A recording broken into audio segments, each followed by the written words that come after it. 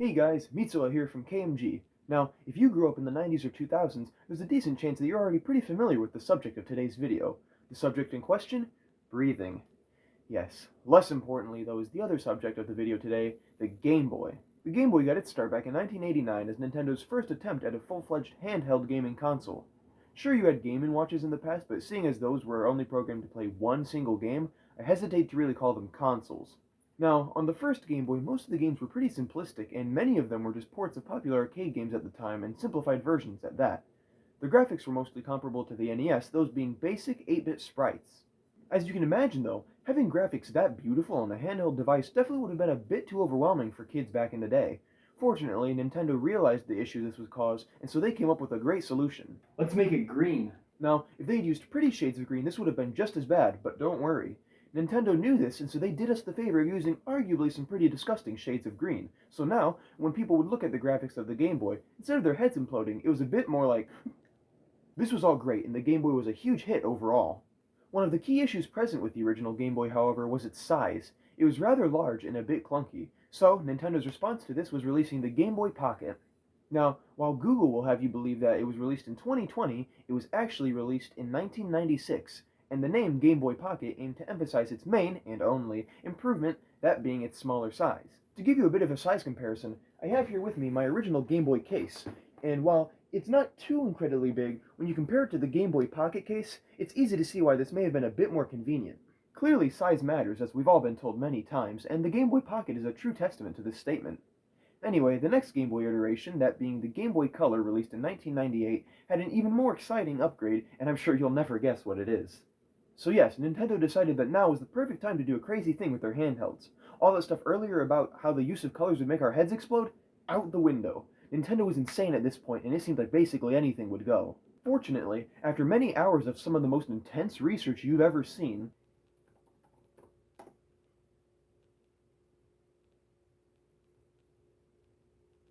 I couldn't manage to find any reports of people's heads exploding.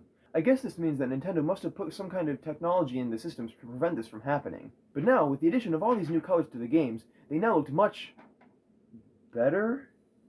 Overall, the Game Boy Color was a much needed improvement over the original in the Pocket, so it was hard to complain too much. They also went back and added new colors to some of the older games specifically for the Game Boy Color. I'm sure that if they hadn't done this, not too many people would have complained, but it's nice to see that they went and did it anyway. Following the Game Boy Color came an even more exciting Game Boy, one far more advanced.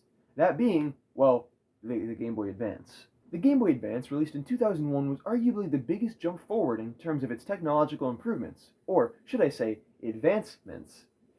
Alright, I'll go. With the Pocket, we got smaller size. With the Color, we got whatever its main feature that I don't remember was. And with the Advance, though, we got quite a lot. Most notably, I would argue, is the huge graphical jump that came with it. The jump was comparable to going from the NES to the SNES, but maybe a bit more exciting because it was on a handheld console this time. Oddly enough, the Game Boy Advance also had a lot of SNES ports, which were pretty great overall. Oddly enough, the Game Boy Advance also had a lot of SNES ports, which for the most part were pretty great overall.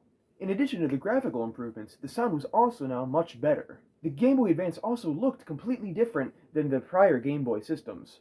While they all had maintained this similar boxy shape with minor ergonomic improvements over time, the Game Boy Advance was a complete overhaul. I don't really know how to describe the shape of a GBA other than saying it looks vaguely like a PSP, so I'll just show you a picture of one. Beautiful, I know. Nintendo eventually decided that this design wasn't good enough for them though, and so they made a complete redesign of the GBA, one that would define several generations of handheld consoles to come. The new GBA somewhat brought back the rectangular shape of the older ones, but now there was a twist. You could fold it. Whoa! Sure, you could fold your old Game Boys, but they wouldn't work quite the same afterward. This one had a new clamshell design though, which would allow it to safely fold into what became the coolest little square the 2000s would ever know. This version was also the first to have a lit screen. Gone are the days of using flashlights and accessories to try to play in the dark, because now the lights are built in. It is only front lit though, so if you want backlighting, which is much better, you'll have to wait until 2005. Speaking of exciting firsts, the Game Boy Advance SP, as this folding model came to be known, was also the first Game Boy to ditch AA batteries in favor of rechargeable batteries and a charger. The SP eventually became the go-to Game Boy Advance and the go-to Game Boy overall. It was obviously far superior to the older Game Boys in almost every way, and the fact that it was backwards compatible meant that you could play your older Game Boy games on it as well. The last iteration of the Game Boy came out in 2005 alongside the SP AGS 101, which is what the front-lit model came to be known as. This last Game Boy was the Game Boy Micro and was a bit of a step back to many people. It was very small, micro even, and as such was a bit uncomfortable to hold. It also didn't help that the Game Boy Micro was not backwards compatible, and so you couldn't play your older games on it and you were limited to only the Game Boy Advance library. But hey, at least it had interchangeable faceplates. This feature was admittedly pretty cool, and I would have loved to see this on the DS line that followed it.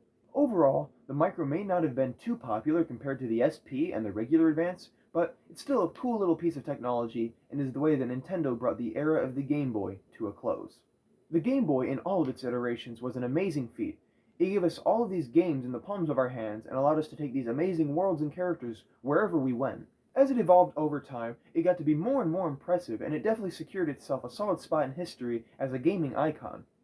Nintendo eventually followed up the Game Boy with the DS line, but that's a topic for another day. For now though, the Game Boy has been more than good enough, and it's been an absolute joy getting to talk about such an amazing little piece of technology.